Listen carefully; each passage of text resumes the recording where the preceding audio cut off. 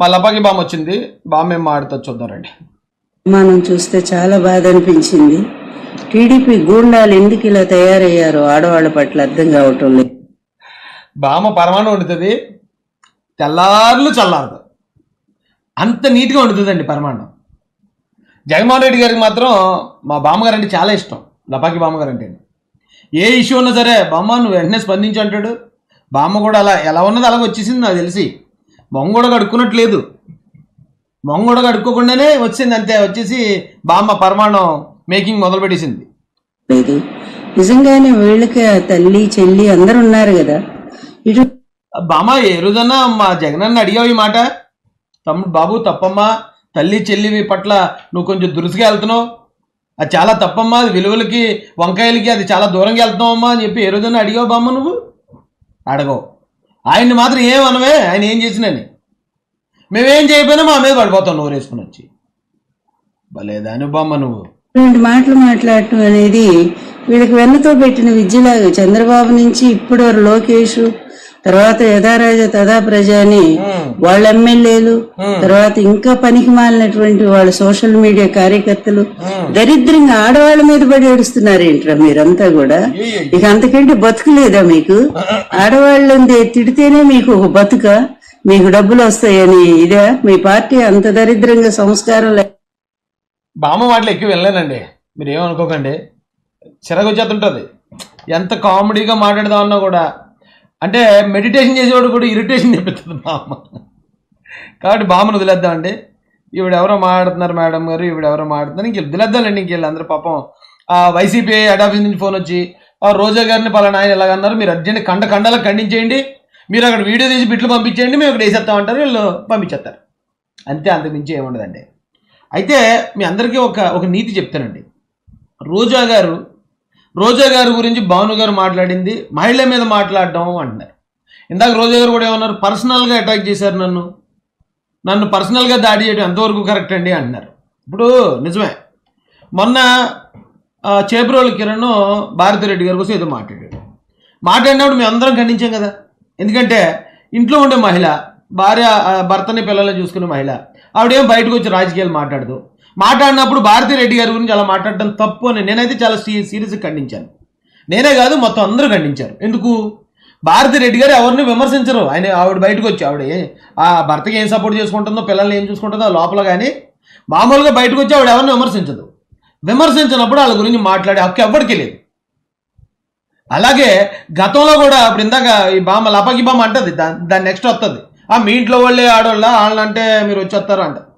అక్కడ భువనేశ్వరమ్మ కూడా ఒక గృహిణి, ఒక తల్లిగా, ఆ కుటుంబ వ్యాపారం చూసుకునే ఒక కుటుంబ పెద్దగా ఆవిడ ఉంది తప్ప ఏ రోజు బయటకు వచ్చి రాజకీయాలు మాట్లాడలేదు.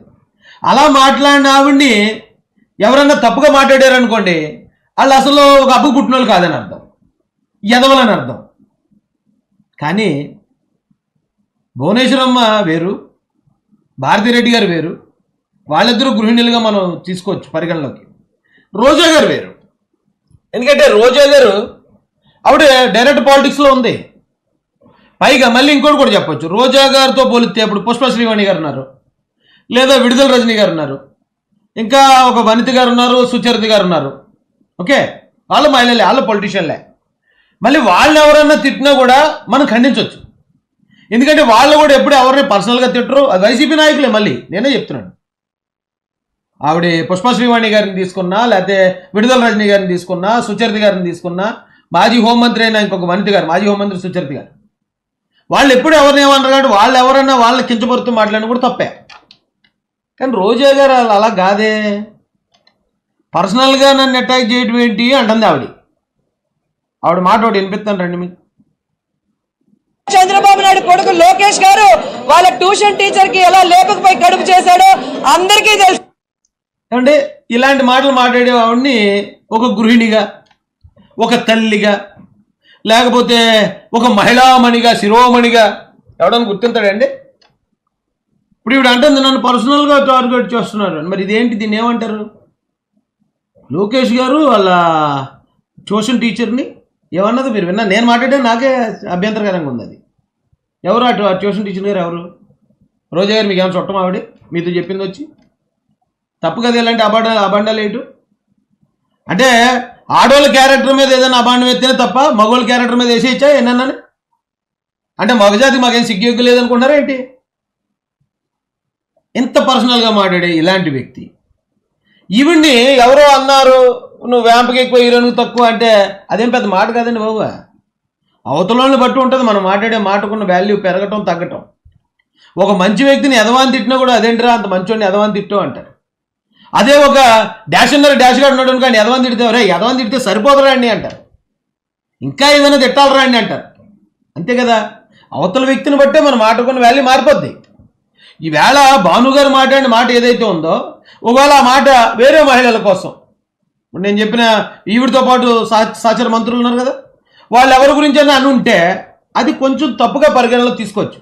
బట్ ఈవిడంటే అది సరిపోదు. నిజానికి ఈవిడ మాట్లాడే మాటలకి ఆ లా కొడుకు లక్షలు మింగేసి ఏమండి మీ పెట్టాను మీ, కానీ ఈవిడ మీ పెట్టలేదు. అక్కడ లా కొడుకులు అన్నది కూడా డైరెక్ట్గా మాట్లాడింది ఆవిడ. ఏమంటే ఈవిడ్ని ఒక తల్లిగా ఒక మహిళా శిరోమణిగా గుర్తించగలుగుతామా? ఈవిడ ఇలా మాట్లాడుతుందండి. ఎన్టీ రామారావు గారు చనిపోయినప్పుడు మరి చంద్రబాబు నాయుడు గారు ఎవరింట్లో ఉన్నాడో ఏం చేస్తున్నాడో అవి చెప్తే మేము సంతోషిస్తాం. 76 సంవత్సరాలు పెద్ద ఆయన్ని ఈ వయసులో ఆయన చనిపోయినప్పుడు ఈవిడ ఎవరింట్లో ఉన్నాడో ఏంటండి ఈ మాటలేంటి? ఇప్పుడు ఈవిడ వెళ్ళిపోయి పతివ్రత పర్వాన్ని ఉంటే చల్లారలేదని ఆ నాలుడు ఏదైతే ఉందో ఎలాంటి వాళ్ళు కదా, ఈవిడ పోలీసుల ముందు నుంచి ఏమంటుందండి? ఇప్పుడు నన్ను పర్సనల్గా టార్గెట్ చేస్తున్నారండి. రాజకీయాలుగా మాట్లాడితే పర్లేదండి, క్యారెక్టర్ అసాసినేషన్ చేస్తున్నారండి. ఏంటిది మరి ఇదేంటిది?